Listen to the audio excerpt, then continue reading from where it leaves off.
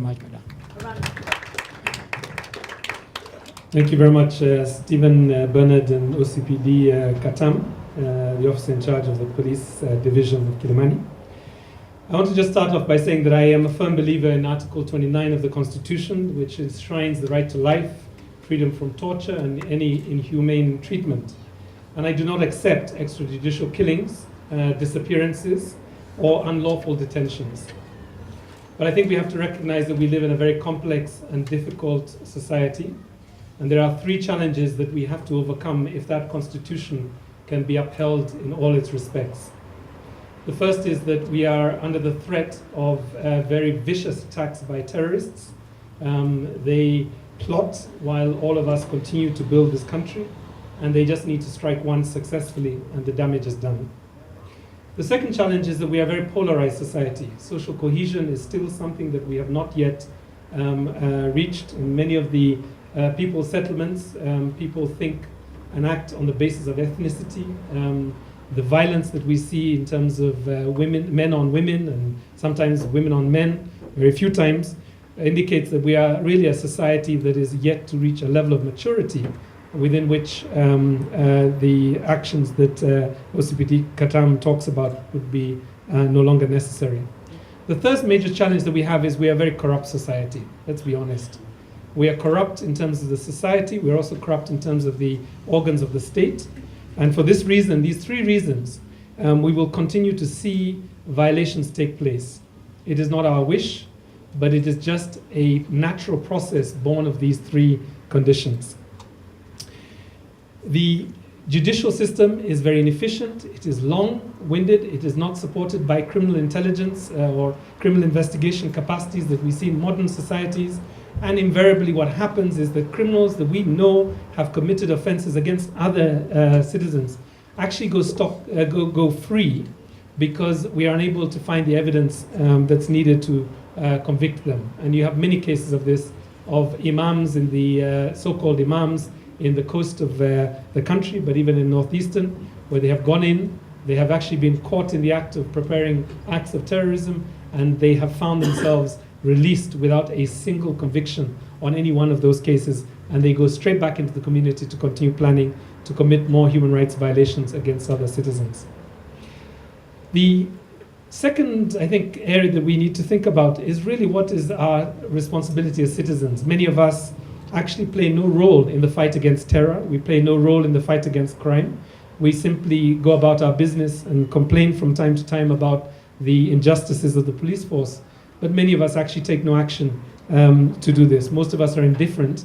And even when we have moments of anger and action in terms of mob violence, we don't even stay around to give the evidence to the police so that the police can proceed to convict these people. We simply beat them up or intentionally try and kill them, and then we scatter when the police come. Many of us believe in the death penalty for rapists, for people who have committed crimes against humanity. We would say that there is no reason why our taxpayers' money should really go to protecting, or rather housing these people or incarcerating these people in prisons, even maximum security prisons. To be honest, to be frank, we actually just would like them to suffer the death penalty.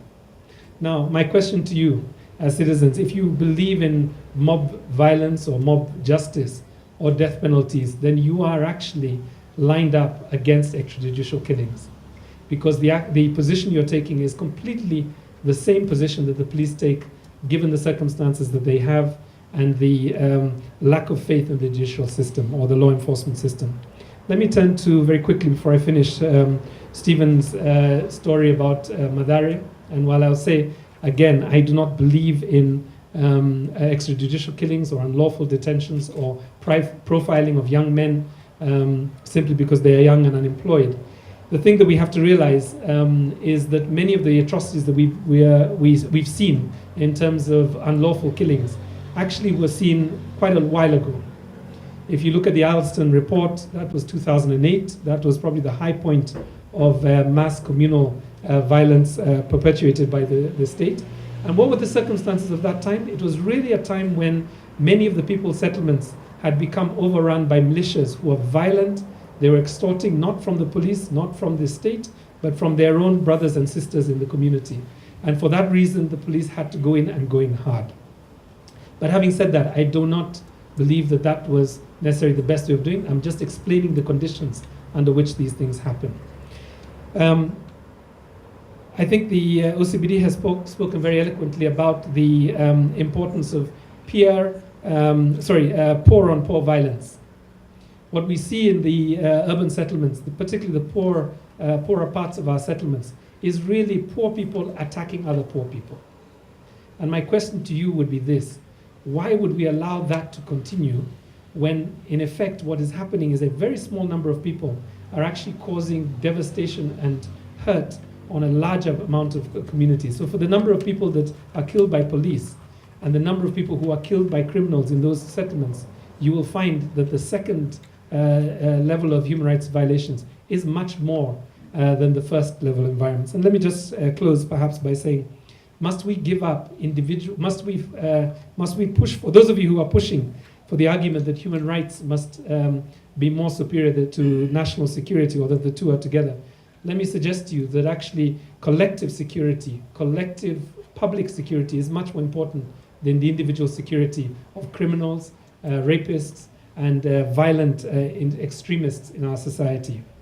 But I guess the question I would ask you, all of you, is when did the rain start to beat us? When did we produce the conditions upon which extrajudicial killings became the option that our police officers turned to? And I think it became that way when we developed a division between us as the community and they as the police.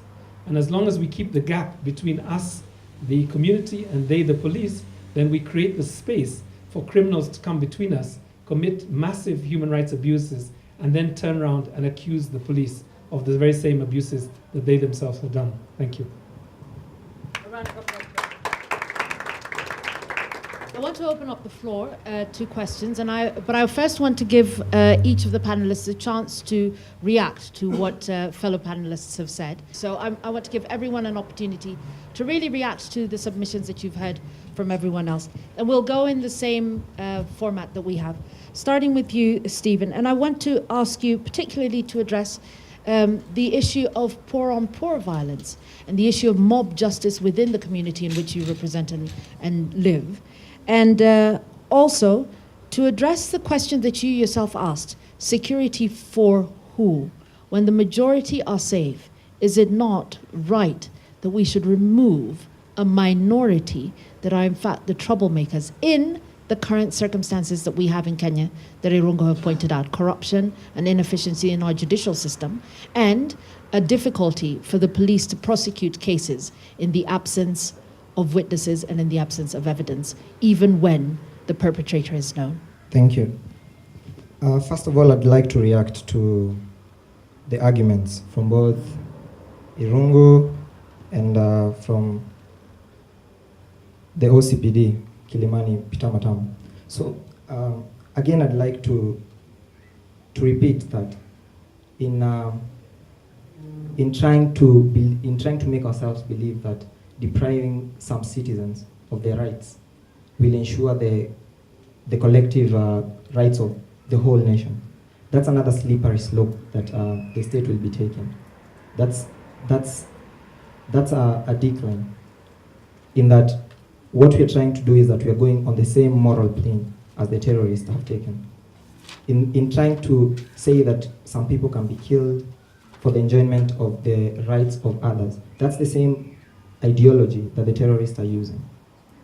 That's the same idea that they base their acts on. That's why they say that if you're not Muslim, we can kill you because we want to remain with only Muslims, and this is justified. Yeah. So, in trying to say that we are trying to ensure the national security, and we're trying to do that by killing young men and women, we are doing that by ensuring that suspected terrorists don't go to court because the courts do not have the criminal intelligence to put these people behind bars. That we do not want taxpayers to be paying for these people to be in jail. So what are we really trying to achieve? What we are trying to do is the same thing that the terrorists are doing. Yeah. So in reacting to what Irungu said about mob injustice and what Kenyans believe themselves about the justice that should be done on suspected terrorists, what should be done on thieves. This whole issue of national security goes back that it's not just about the legislations that we're making, about the laws that we're making and imposing them on people. It's about winning the hearts and minds of Kenyans, telling them that security is for you, to make them believe, to make them want that whenever they see a terrorist, whenever they feel that there's terror roaming around, that they can report that with enough confidence, knowing that the police won't be corrupted. And these are other points that have been raised, that our society is plagued with corruption, and it's something that we can see. And all this starts from a very tender age. As you grow up, you see people engaging in corruption, and by some point, you feel that that's the easy way to go. So this is another point. It's not just on the citizens. We're not just the corrupt ones. Corruption is being done from that high level of the, sorry to say, from the OCPD's office, going all the way down. And we believe orders, the junior officers, the orders are coming from the high ranks. So if they come and shoot to kill, when they come and act on those orders, these are orders that are coming from a high position. So the first thing should be wanting to understand, wanting to restructure the mentality, wanting to restructure the culture that we have in ourselves, in our hearts and minds, about what is security to us. In the legislation themselves, in the legislation in Parliament, wanting to bring up laws that are for the good of everyone. That if we say that, as Irungu was trying to say, that the circumstances that allowed for killing of young men and women was because they were reacting, yeah? So in this reaction, don't our police officers have the intelligence to do a research, wanting to know who are these perpetrators? Can't they just, at least for once, go and pick out the right ones, come out and say, this is the one, and the community will actually feel that they've actually apprehended the right terrorist. And also reacting to what he said about shooting to disable. So my wonder is, are they always